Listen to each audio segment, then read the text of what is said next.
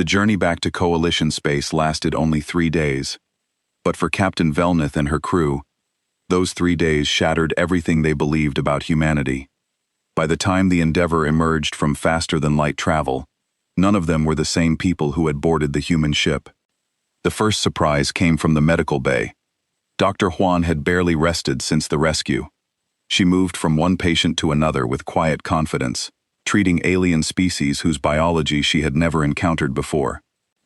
To the Coalition crew, it looked impossible.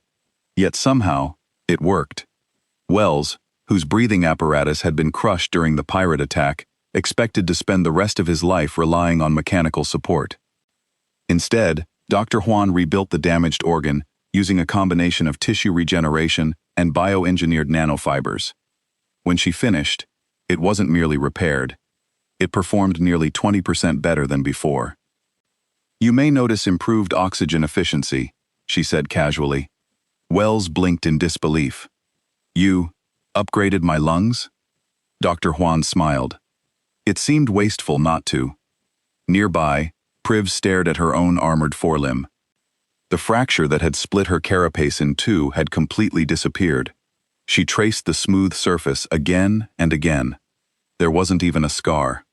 "I can't tell where the injury was." "That's the idea," Juan replied. The greatest shock came later that afternoon. 3 Coalition crew members had absorbed dangerous levels of E-star radiation during the battle. Coalition doctors had already accepted the diagnosis: permanent cellular damage. Progressive organ failure. At best, they might survive another 10 years. Dr. Juan simply nodded after reading the scans. "We'll start gene therapy immediately." The Coalition medical officers exchanged confused looks. Gene therapy? Over the next several hours, microscopic medical systems flowed through the patients' bodies. Damaged DNA was reconstructed. Destroyed cells regenerated. Mutated tissue returned to perfect health. By the following morning, the radiation no longer existed. Not reduced. Not suppressed. Gone. Captain Velnith stood silently beside the observation window of the medical bay, watching Dr. Juan complete her final examination. "This is," she struggled to find the words, "beyond anything Coalition medicine has ever achieved." Dr. Juan removed her scanner and smiled modestly. "We had a lot of motivation." Velnith looked at her. "What do you mean?" Juan leaned against the examination table. "For most of our history," she paused, "our greatest enemies weren't other civilizations. They were microscopic." The alien officers looked confused. "Viruses." The translator hesitated before finding the correct word. "Tiny infectious organisms. They killed millions of humans over the centuries. Sometimes billions. So we studied them. We learned how they invaded cells, how they rewrote genetic instructions. And eventually, a faint smile appeared on her face. We taught ourselves to do the same thing. But for healing, she activated a holographic model of a human cell. We can rewrite damaged DNA, repair genetic disorders, replace defective tissue, reverse cellular aging in many cases, and cure most forms of cancer. The room became completely silent. "Cancer?" Velnith asked quietly. "A disease caused by uncontrolled cell mutation." Juan nodded. "Exactly." Velnith lowered her eyes. "We have diseases like that. For hundreds of years. Our best doctors can only slow them down. They've never found a cure." Juan looked genuinely surprised. "You mean, people still die from them?" Velnith nodded once. "Every day." The human doctor stood silently for several seconds. Then she quietly said, "If your people are willing, we'll share everything." The Coalition officers looked at one another in disbelief. No negotiations. No demands. No price. Just an offer. Velnith slowly looked at the human doctor. "Why?" Juan answered as though the question itself were strange. "Because knowledge only matters if it saves lives." Silence filled the medical bay once again. In that single moment, Captain Velnith realized something that every coalition intelligence report had completely failed to understand. Humanity's greatest strength wasn't its warships. It wasn't its weapons. It wasn't even its technology. It was something far more dangerous. When humans solved a problem, they didn't keep the solution for themselves. They shared it. And that was how civilizations changed the galaxy forever. When looked up from her work, "Oh well, we cured those about 40 years ago. I can share the research with your medical community if you'd like." Velnith felt something break inside her. How many coalition citizens die from cellular mutation diseases each year? I don't know. Maybe 10 million across all species. We could save them all, Velnith said quietly. And you've had this cure for 40 years. Why didn't you tell us? Juan's expression grew sad. We're telling you now. But Velnith, we had to be sure. Earth has been invaded before. Not by aliens. By our own kind. Humans have spent thousands of years conquering each other. We had to make sure the coalition wasn't just another empire looking for new territory. And now you're sure? Now we're sure, Juan said.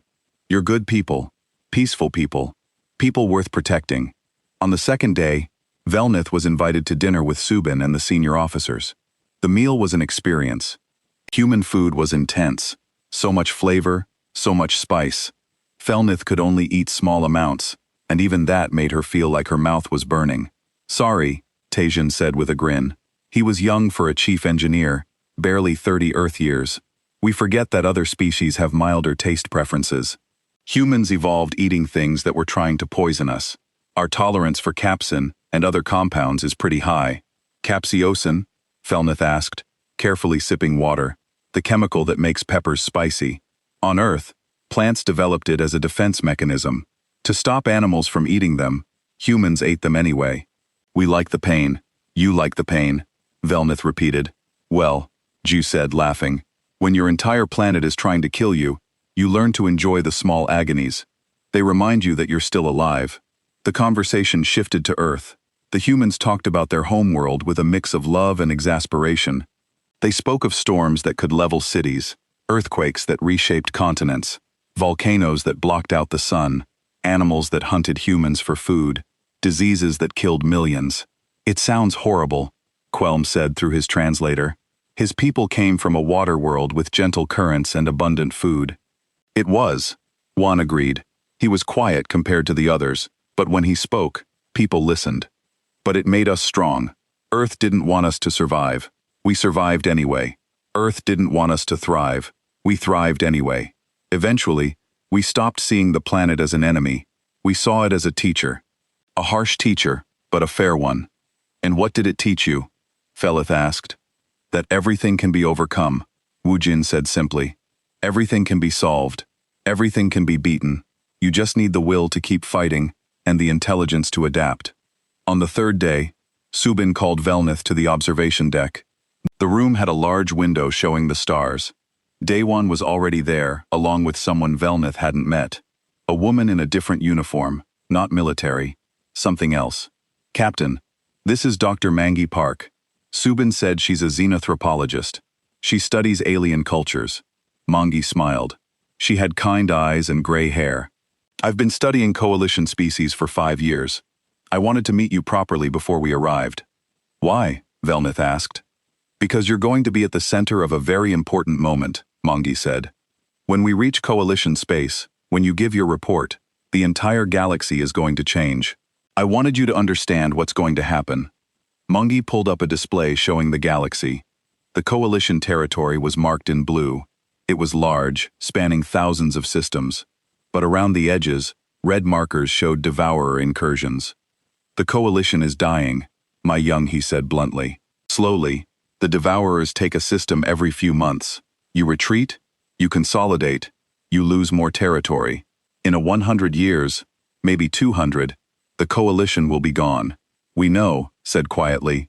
We just don't know how to stop it. That's because your entire civilization is built on a foundation of peace, Munji explained. Every coalition species evolved on a stable world. Good weather, abundant resources, few predators. You developed intelligence for cooperation, not competition. For building, not destroying. You're good at science, art, philosophy, culture. You're terrible at war. And humans are good at war. Velnith said. We're excellent at war. Mongi corrected. Earth had 50 major human civilizations across its history. Do you know how many survive today? 1. Humans are really good at destroying each other. We spent 10,000 years perfecting it. We only stopped fighting each other when we finally unified. And even then, we kept the weapons, kept the knowledge, because we knew deep down that the universe was probably as dangerous as Earth was. You were preparing, Velith said, even before you found us. Yes, and when we found the coalition, and we found the devourers, we understood our purpose.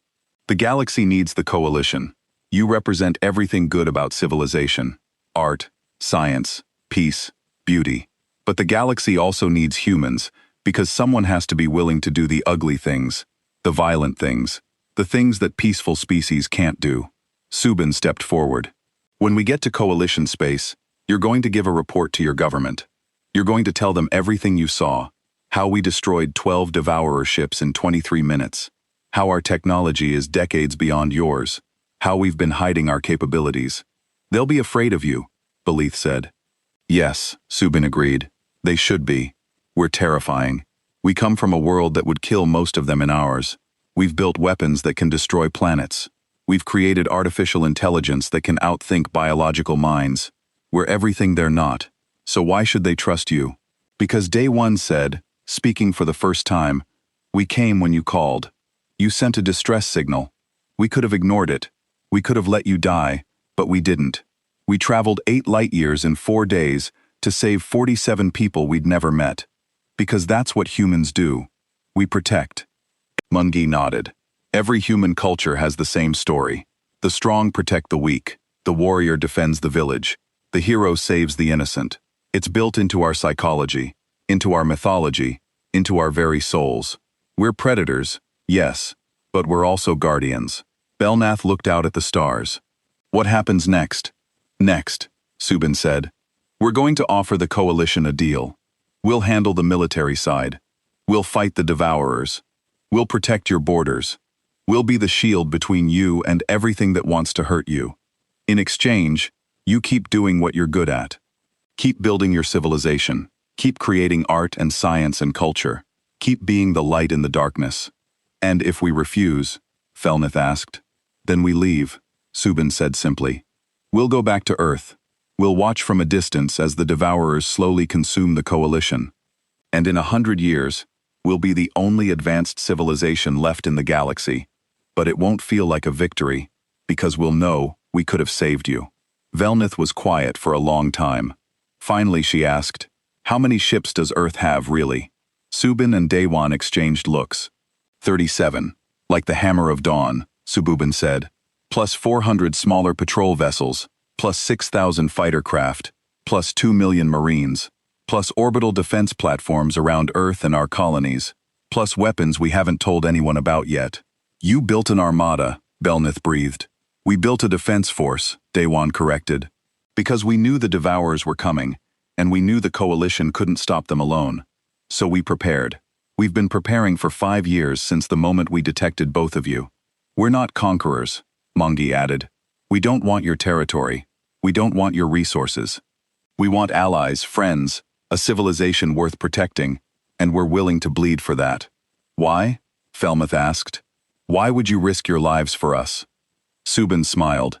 It was a warm smile this time, not the cold predator's smile from before. Because Earth spent thousands of years being divided, humans fighting humans. It was horrible, wasteful, stupid. When we finally unified, we swore we'd never go back to that.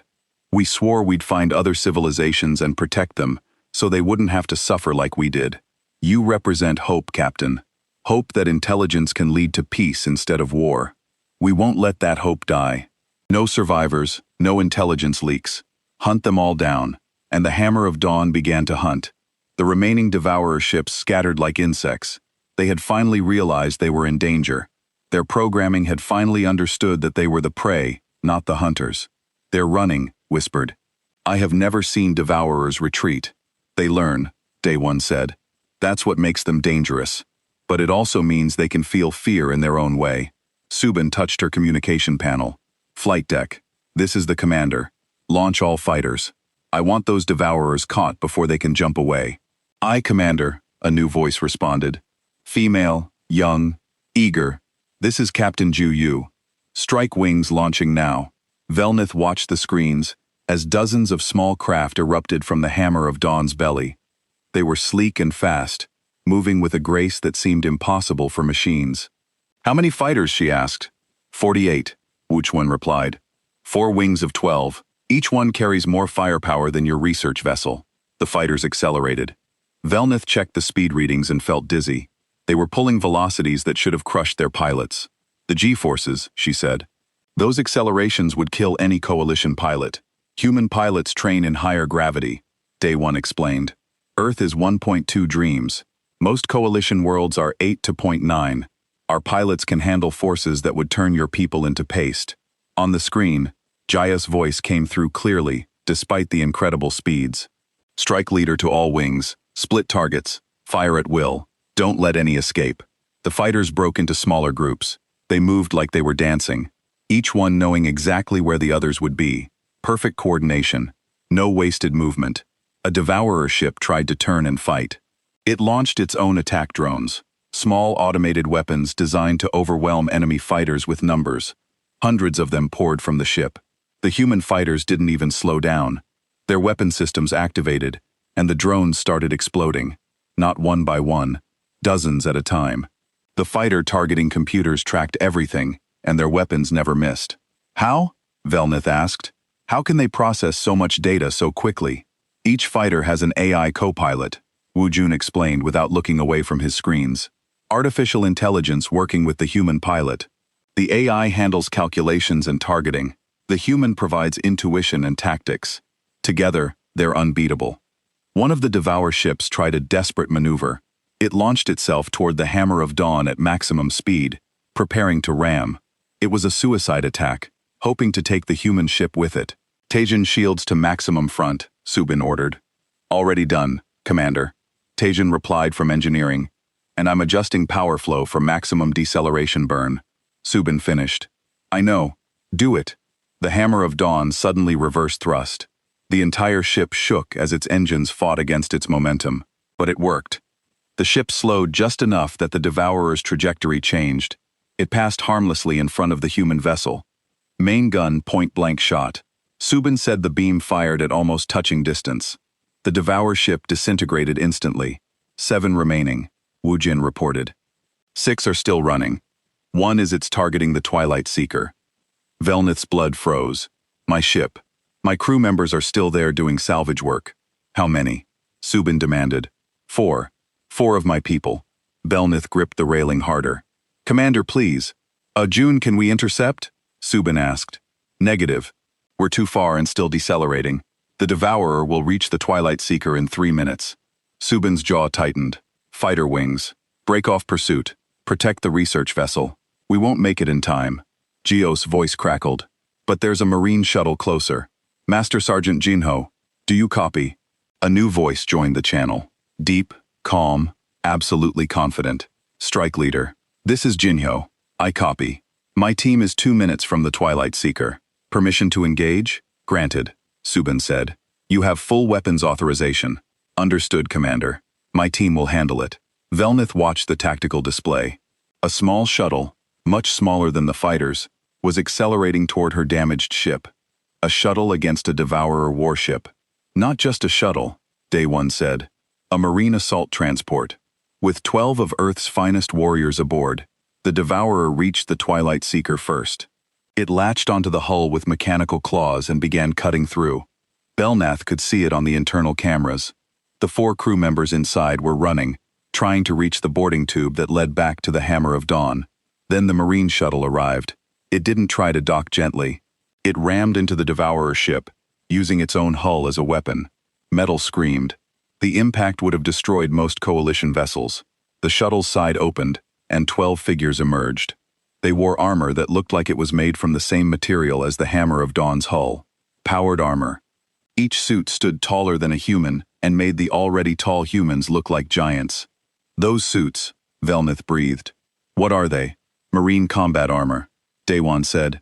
Enhanced strength, personal shields, integrated weapons, full life support. Each suit costs more than most coalition ships. The Marines landed on the Twilight Seeker's hull. The Devourer ship had noticed them and was deploying its combat robots.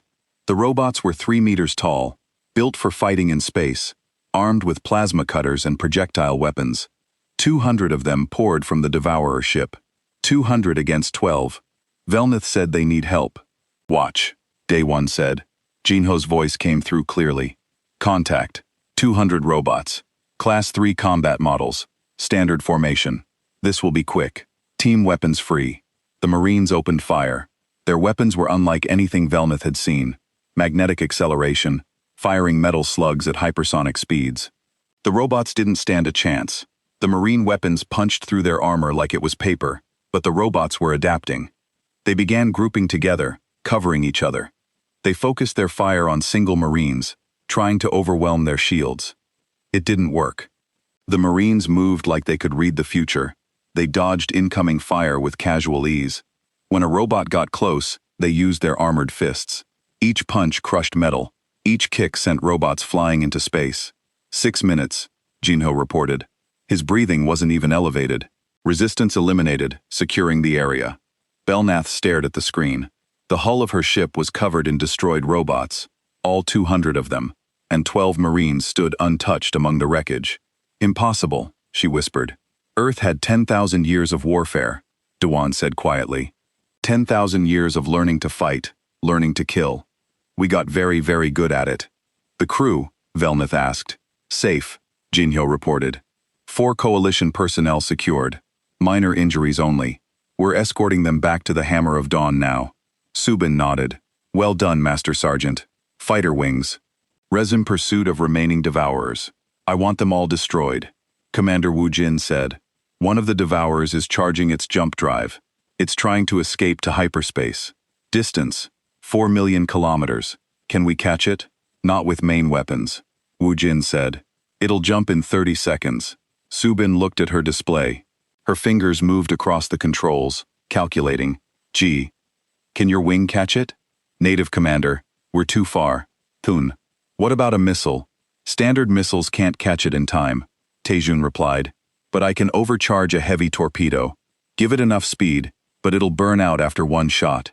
Do it. Fire immediately. Torpedo away. On the screen, a single missile streaked from the Hammer of Dawn. It was moving faster than anything else Velnith had seen, faster than the fighters, faster than the Devourer could react.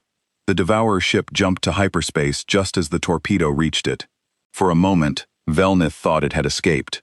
Then the hyperspace window collapsed. The Devourer ship was torn in half, caught between normal space and hyperspace. Both halves exploded. Target destroyed, Wu Jun reported. 5 remaining Devourers, all attempting to flee. Pursue, Subin ordered. No survivors. It took another 10 minutes. The human fighters hunted down each remaining Devourer ship. They were methodical, efficient, merciless. By the time it was over, all 12 Devourer ships were gone. All targets destroyed, Ju reported. No human casualties. Minor damage to Fighter 6, but nothing serious. Good work, everyone, Subin said. All fighters returned to base. Marines escort our coalition guests back home. Velnith slowly released her grip on the railing. Her hands were shaking. All 4 of them. How long? She asked. Subin looked at her. How long? What? How long did that battle last? Subin checked her chronometer. 23 minutes from first contact to last kill. Why? Because, Belith said, her voice barely a whisper. The coalition lost 600 ships fighting 12 Devourer vessels at the Battle of Kepler Station. It took 3 days, and we still lost. You destroyed them in 23 minutes with 1 ship. Subin stood and walked over to Velnith. She put a hand on the Centurion's shoulder. The gesture was gentle, but Velnith could feel the strength behind it.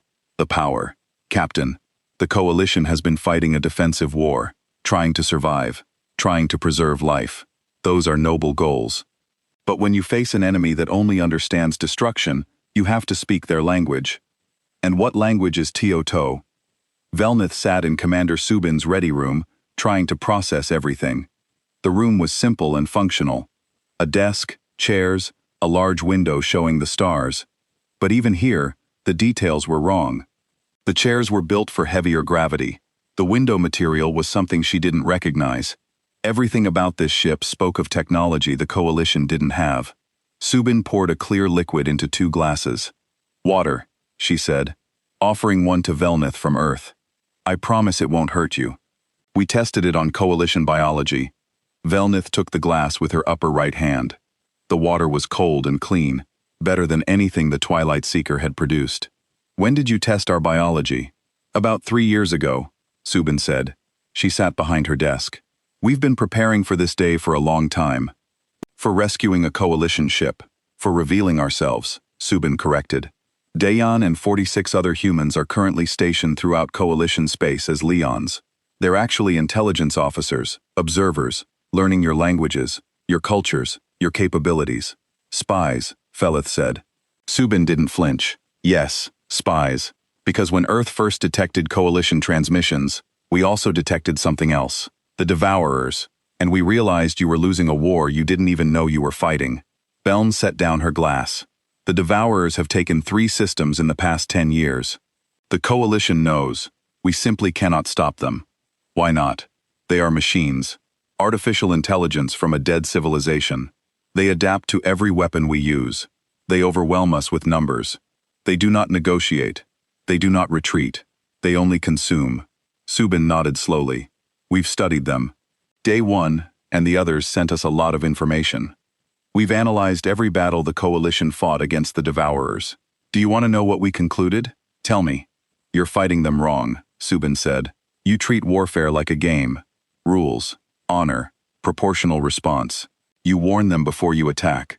You avoid civilian targets even though they don't have civilians. You retreat when you take casualties because preserving life is important to you. These are the laws of civilized warfare," Velnith said. "Against civilized opponents," Subin agreed.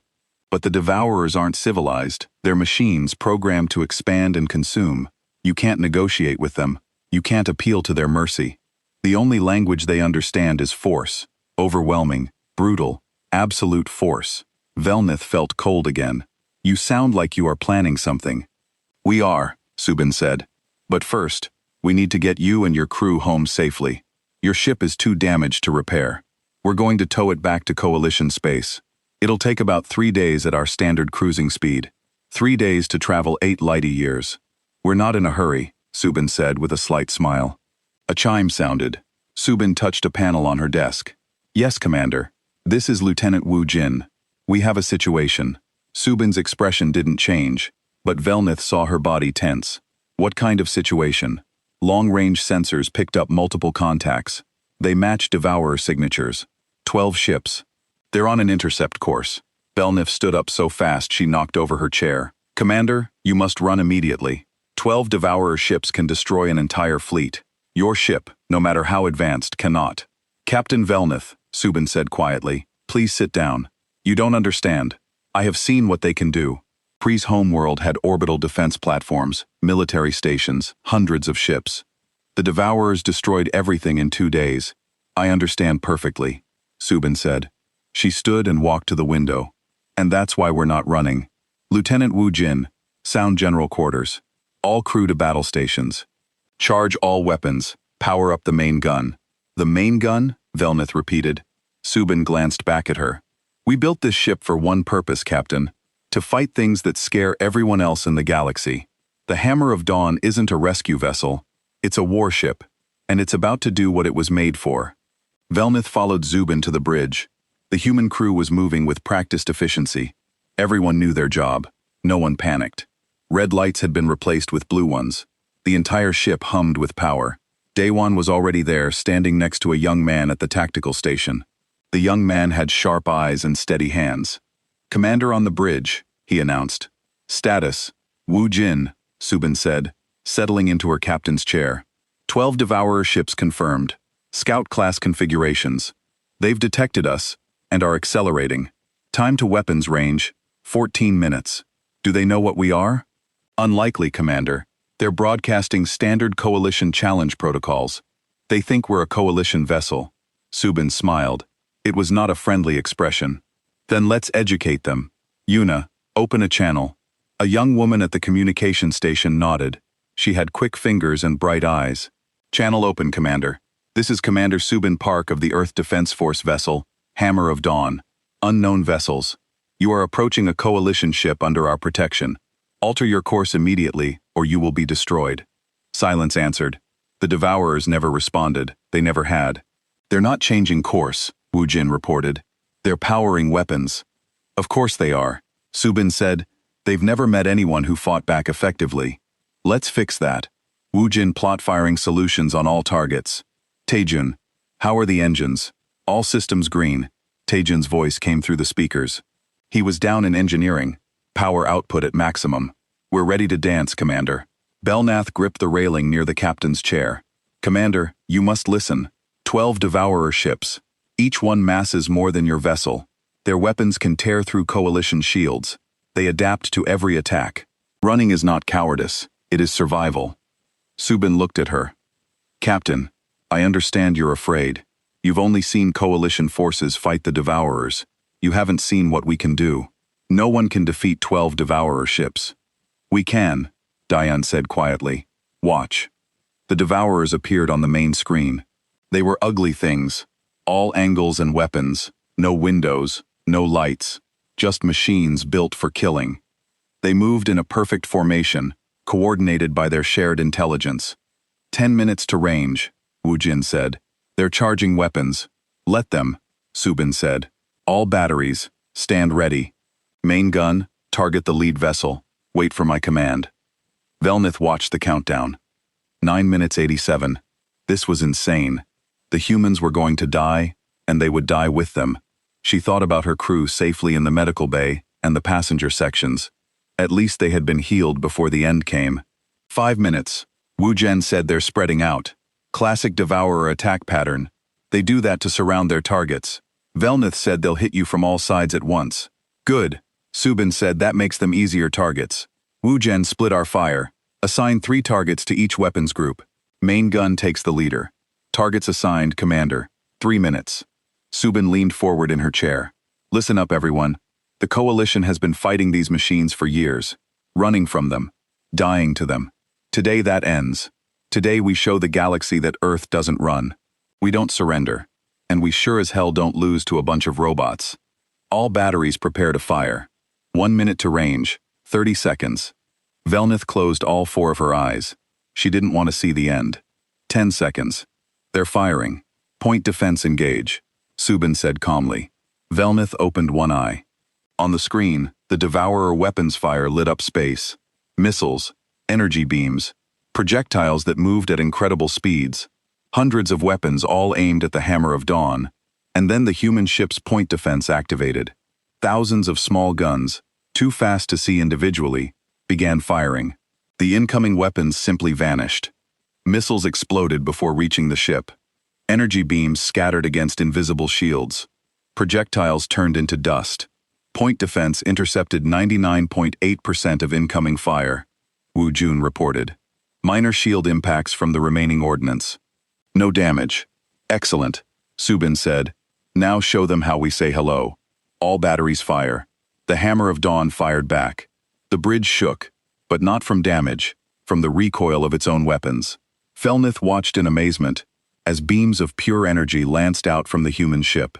They were brighter than anything she'd seen, faster than anything she'd measured. 3 Devourer ships simply ceased to exist. The energy beams punched through their shields like they were nothing, and vaporized the hulls. Just gone, erased from space. Direct hits, Wukun said. He sounded pleased. 3 targets destroyed. Remaining 9 are adapting, reinforcing shields. Main gun ready, another voice called out. Subin's smile grew. Then let's give them something they can't adapt to. Main gun fire. The entire ship shuddered. A beam of blue-white energy larger than any of the others shot from the front of the Hammer of Dawn. It was so bright that Velnith had to shield her eyes. The lead Devourer ship tried to evade. It tried to reinforce its shields. It tried everything its programming allowed. None of it mattered. The main gun hit the Devourer ship dead center, and kept going. The ship didn't explode. It didn't break apart. It simply stopped existing, erased by energy so intense it turned matter into light. "Target destroyed," Wu Jin reported. 8 remaining. They're attempting to retreat. Don't let them, Subin said. Her voice was ice. The space around the dying star tore open. That was the only way Velnith could describe it. Space itself ripped apart like fabric, and something massive pushed through. The Hammer of Dawn emerged from the impossible wound in reality. The ship was enormous, 3 times the size of the largest coalition military vessel Velnith had ever seen. Its hull was dark, almost black, with lines of blue light running along its surface. Weapons bristled from every angle. Velnith counted at least 40 visible gun ports. There were probably more she couldn't see. By the old stars, Well whispered through his water suit. What is that? That's a human warship, Dewan said. There was pride in his voice that he hadn't shown before. The communications crackled to life. A new voice filled the bridge. Female, crisp, authoritative. This is Commander Subin Park of the Earth Defense Force vessel, Hammer of Dawn. We received your distress call. Prepare for emergency extraction. Medical teams are standing by. Velnith found her voice. Commander Park, this is Captain Velnith of the Twilight Seeker. How did you arrive so quickly? We are 8 light-years from Earth. There was a pause. Then Subin spoke again. Captain, we can discuss our propulsion systems later. Right now, your ship is dying, and so is your crew. Please transmit a list of all species aboard so our medical team can prepare. Preeth sent the information without being asked. Her compound eyes were fixed on the massive human ship. They traveled 8 light-years in less than 4 cycles, she said. That's impossible. The mathematics don't work. Nothing can move that fast. We did the math differently, Day One said. The Hammer of Dawn moved closer with surprising grace for something so large. Small ships began launching from its belly. They were sleek and fast, darting toward the Twilight Seeker like silverfish. Those are rescue shuttles, Day One explained. They'll dock with our airlocks and start moving people over. Our airlocks are damaged, said structural integrity is compromised throughout the ship. Another voice came through the communications. Male younger with an accent couldn't place. This is Chief Engineer Tun Lee. We're aware of your structural damage. We're not using your airlocks. We're bringing our own. Velnith watched on the external cameras as one of the rescue shuttles approached. Instead of trying to dock with their broken airlock, it attached something to the hull. A tube extended from the shuttle, cutting through the Twilight Seeker's outer wall like it was paper, but no air escaped. The tube sealed itself as it cut. Hard seal boarding tubes, Daewon said. We use them for hostile boarding actions or emergency rescues. You cut through our hull, Velnith said faintly. Well, fix it later, Taejun's voice said cheerfully. Right now, we're getting your people out, starting with the injured and those in sections with failing life support. The first crew members began moving through the tubes. Velnith watched on her internal monitors as her people entered the human rescue shuttles. The shuttles were clean, bright, and warm. So very warm. The crew members looked stunned. Captain, Subin's voice said, we're bringing you over last per tradition, but we'd like Laysan Officer Kim to come over now. We need to debrief him on your situation. Daewon looked at Velnith. Will you be okay? Go, Velnith said. I will stay with my ship until everyone is safe. Daewon nodded and headed toward the nearest boarding tube. Velnith watched him go. This human from the Class 12 Death World who had somehow saved them all. 2 cycles later, Velnith was the last one aboard the Twilight Seeker. The ship was empty and cold and dying. She touched the wall one final time, then entered the boarding tube. The inside of the Hammer of Dawn was overwhelming. Everything was big, built for humans with their unusual height and strength. The gravity was heavier too. Velnith felt it pulling at her, making each step harder.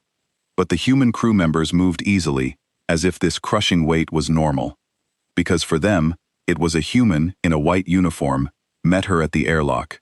Female, with kind eyes and quick hands. Captain Velnith, I'm Dr. Huan Choi, Chief Medical Officer. Let me scan you quickly. Before Velnith could respond, Huan passed a small device over her body. It beeped and flashed. You're dehydrated and your core temperature is too low. Also, you have a fracture in your upper left arm. When did that happen? 3 days ago, said. I fell when the ship shook. It was not serious. It's serious now, Huan said. Come with me. We'll fix that right up. But my crew is being taken care of, Huan said firmly. She had the voice of someone used to being obeyed. You can't help them if you collapse. Come. The medical bay was like nothing Velnith had seen. It was full of machines that hummed and glowed. Her crew members were lying on beds that seemed to float in the air. Human medical staff moved among them with confident efficiency. Belnath saw Quelm in one of the beds. A human medic was working on his suit, which had been damaged in the crisis. The Delight needed water to breathe, but the human was repairing his suit like he'd done it 100 times before. "How do you know our biology?" Velnith asked. Hoan smiled. "We've been studying. Sit here, please." She guided Velnith to a bed. The floating sensation was strange, but not unpleasant. Juan ran another scanner over the fractured arm. Hairline fracture in the upper segment. Easy fix. This will take about 20 minutes. She placed a device over Velnith's arm. It felt warm. Then it began to hum. Velnith watched in amazement as the pain faded. On the scanner display, she could see her bone knitting back together. "How?" she asked. "Nano repair technology," Huan said. "The device sends millions of tiny machines into your bone. They guide your own cells to heal faster. We use it for fractures, torn tissue, even some organ damage. The Coalition doesn't have this technology," Velnith said. "No," Huan agreed. "You don't. But Earth only joined the Coalition 6 months ago. You were supposed to be a new species, primitive." Haiwan's smile didn't reach her eyes. "Were we?" Before Velnith could respond, the door opened. Duan walked in, followed by a woman in a dark blue uniform. She had short hair and eyes that missed nothing. "Commander Subin Park, Captain Velnith," Subin said. "I'm glad to see you're being taken care of. When you're finished here, I'd like you to come to my ready room." "We need to talk about what?" Velnith asked, though she was beginning to understand. "About what happens next," Subin said, "and about a few things humanity hasn't mentioned to the Coalition yet." Velnith felt a chill that had nothing to do with her lowered temperature. "Such as?" Subin looked at Day 1. He nodded. She turned back to Velnith. "Such as the fact that Earth has had faster-than-light travel for 12 years. Such as the fact that we've been mapping the galaxy while you thought we were still working on basic spaceflight. Such as the fact that the Hammer of Dawn is one of 16 identical vessels, and they're all currently deployed throughout Coalition space." The medical bay seemed very quiet suddenly. "You lied to us," Belith said. "We omitted information," Subin corrected. "There's a difference. We never said we didn't have these technologies. You assumed we didn't. We let you assume." "Why?" Velnith asked. "Because we wanted to watch and learn," Duan said. "We wanted to see what kind of civilization you had before we showed our hand. Earth has only been in space for a short time compared to the Coalition. We needed to know if you were friends or threats." "And what did you decide?" Belnath asked. Subin's expression softened slightly. "That you're good people who need help. That's why we're here." Velnith looked around the medical bay. At her crew being healed by technology beyond their understanding. At the massive ship that had traveled impossible distances to save them. At the humans who had hidden so much while watching everything. "What else haven't you told us?" she asked quietly. Subin and Day exchanged another look. "A lot," Subin said. "But we should probably start with why we felt the need to build 16 warships in the first place. Do you know what a devourer is?" Velnith's body went rigid. "Yes," she whispered. "They destroyed Pre's homeworld. They cannot be stopped. They cannot be killed. They are the reason we stay in the core territories and avoid the outer regions. They can be killed," Subin said flatly. "Everything can be killed, and we're going to prove it." The red light filled every corner of the bridge. Day 1, Kim gripped the edge of his chair as another alarm screamed through the dying ship around him. The alien crew worked frantically at their stations. Their forearms moved across controls that flickered and sparked. Captain Velnith, the Centurion, who led the research vessel, made a sound like breaking glass. Daewon had learned this meant she was afraid. He couldn't blame her. The Twilight Seeker was falling apart. "How long?" Duan asked, keeping his voice steady. Velnith's crystalline face turned toward him. Her species didn't have eyes like humans, but he could feel her looking at him. 12 cycles, she said. "Maybe less. The radiation from the star damaged our core systems. Life support is failing. 12 cycles. In Earth time, that was about 9 days. Day 1 did the math in his head. It wasn't good. "What about rescue?" he asked. The navigation officer, Quelm, floated in his water-filled suit near the main display. The Delight's voice bubbled through his translator. "The nearest Coalition ship is 47 cycles away. We will be dead long before they arrive." Daewon stood up. He was taller than everyone on the bridge. That was normal. Humans were bigger than most species in the Galactic Coalition. Then we need to contact someone closer. There is no one closer, Velnet said. Her voice sounded like wind chimes in a storm. We are in the outer reaches. This is why we chose this location for our research. Earth is 8 light-years from here, Diane said quietly. The bridge went silent. Even the alarm seemed to fade for a moment. Velnith made that breaking glass sound again. Human Day 1, your planet only joined the Coalition 6 months ago. You do not have faster-than-light travel. You told us this during the membership process. We don't. Day 1 lied. He had gotten good at lying over the past 6 months. But we might be able to send a message. Maybe they can try something. Try what? Quell asked. Even if they received the message instantly, they could not reach us in time.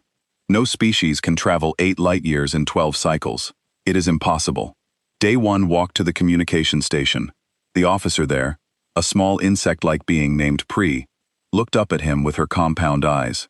Can you send a message to Earth? All channels maximum power. Pri's antenna twitched. Yes, but Human Day 1 I do not understand. What purpose would this serve? Just trust me, Day 1 said. Please.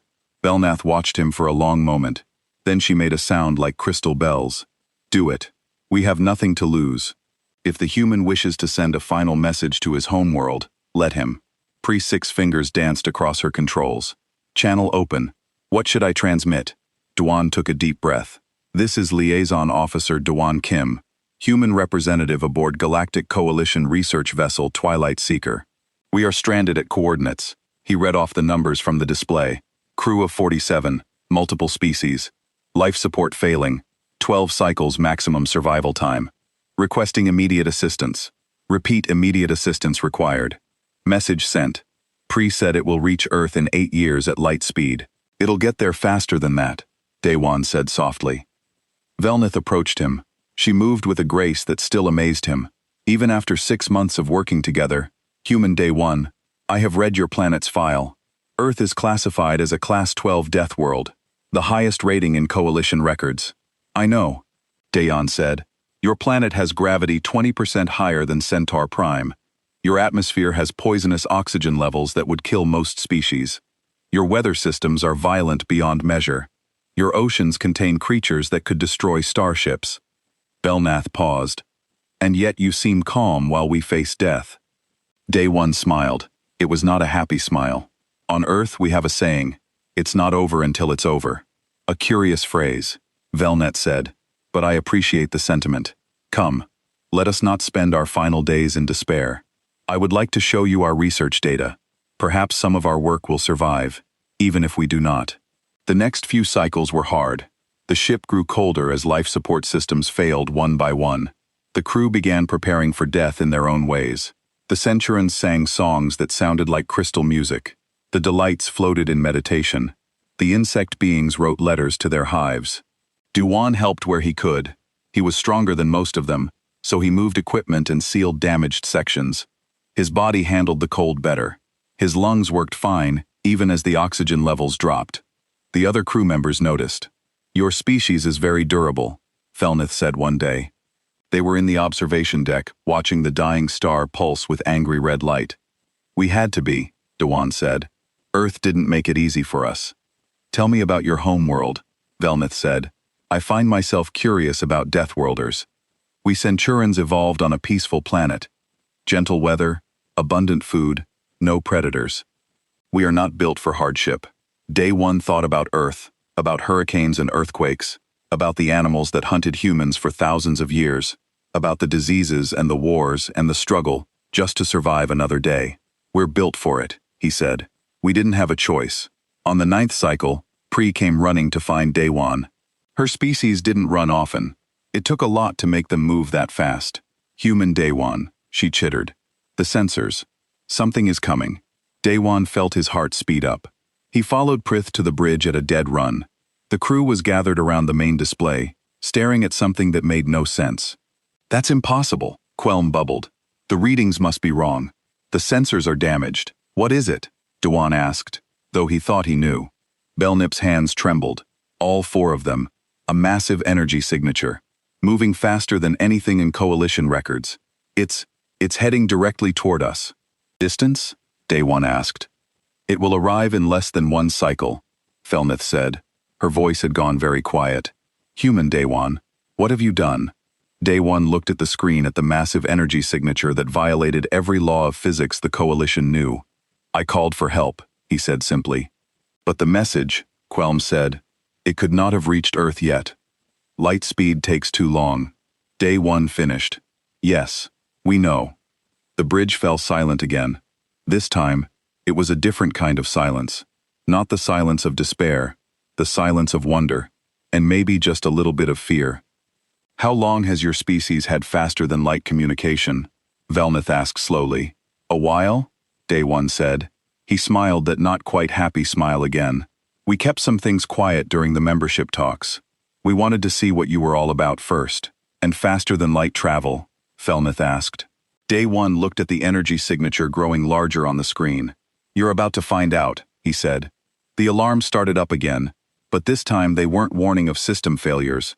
They were announcing something new, something the Coalition sensors had never seen before.